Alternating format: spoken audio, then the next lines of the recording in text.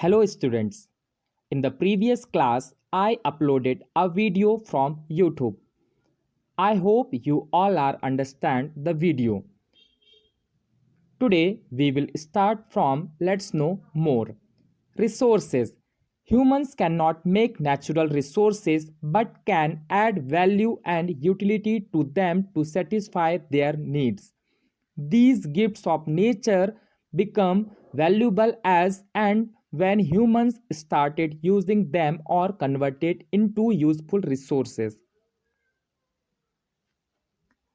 In addition to this, even human beings are vital resource for a nation as their knowledge and skills convert the naturally available resources into the materials of value and utility. Students, मनुष्य natural resources नहीं बना सकते लेकिन अपनी needs या आवश्यकताओं को पूरा करने के लिए उनमें वैल्यू और यूटिलिटी जोड़ सकते हैं।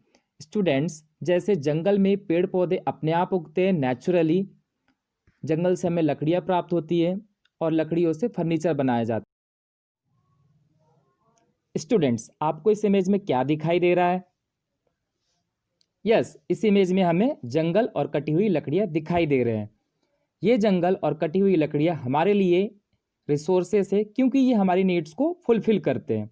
यहाँ पर लकड़ियों और फॉरेस्ट की अपनी यूटिलिटी और वैल्यू है।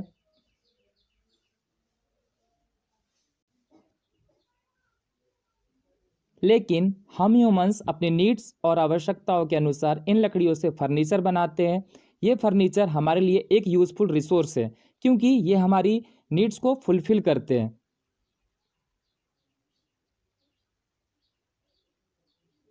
हमने अभी यह देखा कि ह्यूमंस नेचुरली अवेलेबल रिसोर्सेज या रिसोर्स को अपने नीड्स के अकॉर्डिंग कन्वर्ट करते हैं एवं उनकी यूटिलिटी और वैल्यू को बढ़ाते हैं।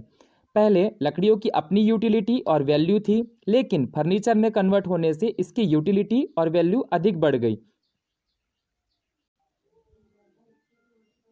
स्टूडेंट्स, अब आप बताइए, फर्नीचर हमारे लिए नेचुरल रिसोर्स है या मैन मेड रिसोर्स है? यस, फर्नीचर एक मैन मेड रिसोर्स है हमारे लिए।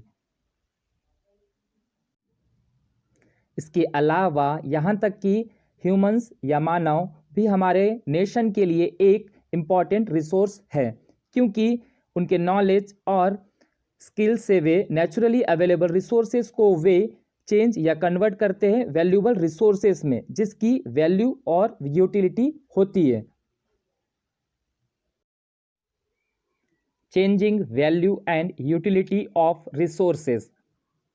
Utility of a resource depends upon the regional needs of the people, their knowledge, and the advancement in technology. There are various efforts by humans since time immemorial to find out best possible ways to use resources. Humans in search of development convert the gifts of nature to add economic value to them.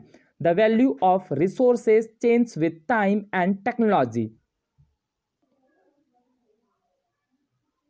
Since ancient times, the fossil fuels have been used by the early humans when they discovered that burning coal gives heat. Discovery of crude oil and petroleum further added to the value of these natural gifts. Travel and transport are the key features of this fast developing world. Fossil fuels like petroleum or refined crude oil are in great demand for all types of modern vehicles. Even today, fossil fuels are the primary source of vehicles, electricity, and heating. Students, एक resource की utility लोगों की regional needs, उनके knowledge और technology में उन्नति पर निर्भर करती है। समय समय पर मानव द्वारा विभिन्न प्रयास किए जाते ताकि रिसोर्सेज का उपयोग करने के सबसे अच्छे तरीकों का पता लगाया जा सके। विकास की तलाश में मनुष्य या ह्यूमन अपने लिए इकोनॉमिक वैल्यू जोड़ने के लिए नेचर के गिफ्ट्स को चेंज या परिवर्तित करते हैं। समय और टेक्नोलॉजी के साथ रिसोर्सेज की वैल्यू भी बदलती है। रीजनल नीड्स मीन्स किसी स्टेट्स की नीड्स से है। हर स्टेट की अपनी नीड होती है, उनकी अपनी टेक्नोलॉजी और नॉलेज होती है। उसके अकॉर्डिंग स्टेट्स रिसोर्सेज का यूज़ करते हैं।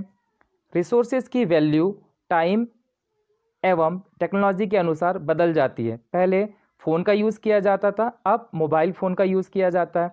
Therefore we can say the value of resources change with time and technology. पुराने समय से फॉसिल फ्यूल्स का उपयोग अर्ली ह्यूमंस द्वारा किया जाता रहा है। जब उन्हें पता चला कि जलता हुआ कोयला गर्मी देता है या जलता हुआ कोयला गर्मी प्रोवाइड करता है। क्रूड ऑयल मीन्स कच्चा तेल। कच्चा तेल और पेट्रोलियम की खोज ने नेचुरल गिफ्ट्स के वैल्यू को बढ़ा दिया है। ट्रैवल एंड ट्रांसपोर्ट इस तेजी से विकसित होती दुनिया की प्रमुख विशेषताएं हैं। फॉसिल फ्यूल्स लाइक पेट्रोलियम और refined crude oil are in great demand for all types of modern vehicles. Fossil fuels जैसे पेट्रोलियम और क्रूड ऑयल की डिमांड मॉडर्न व्हीकल्स के लिए बहुत है, या मॉडर्न व्हीकल्स में उनकी डिमांड ज़्यादा है। आज भी फॉसिल फ्यूल्स व्हीकल्स एवं इलेक्ट्रिसिटी और हीटिंग का प्राइमरी सोर्स है। Students, time plays an important role in deciding the credibility and use of resources.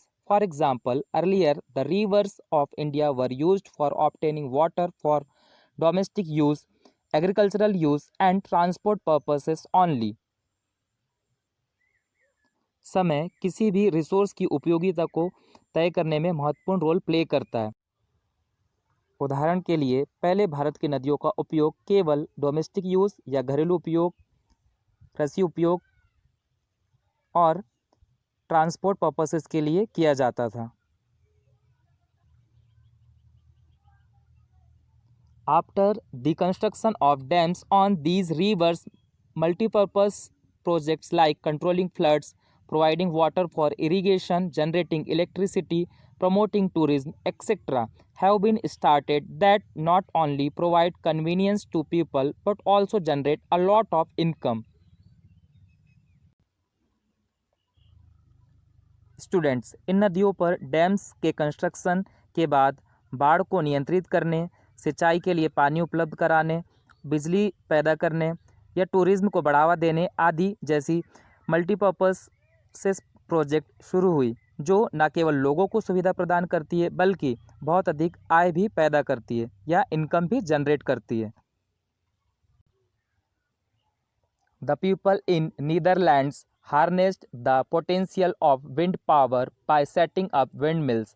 Now, the wind, a natural gift, has become a useful resource for the people there due to the economic utility it has gained. Students, figure number 3 आप देख सकते हो, wind mills दिखाई दे रही है आपको। Netherlands के लोगों ने पवन चक्की व विंड मिल्स सेटअप करके विंड पावर की कैपेसिटी का उपयोग किया है। अब हवा व विंड जो एक नेचुरल रिसोर्स है, वहाँ के लोगों के लिए एक उपयोगी रिसोर्स बन गया है, क्योंकि वह इकोनॉमिक यूटिलिटी प्रोवाइड करता है। स्टूडेंट्स, हमने यह देखा कि एक नेचुरल रिसोर्स को हम कैसे यूजफुल रिसोर्स में कन्वर्ट करते हैं और उससे हम कैसे इनकम जनरेट कर सकते हैं।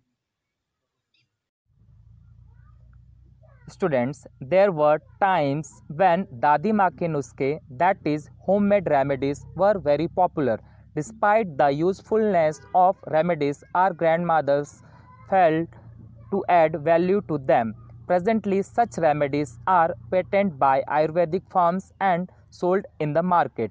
Hence, they have become economic resources. Similarly, precious metal, gold, petroleum, etc. have value, but people must patent them to claim their right and stay ahead in this competitive world.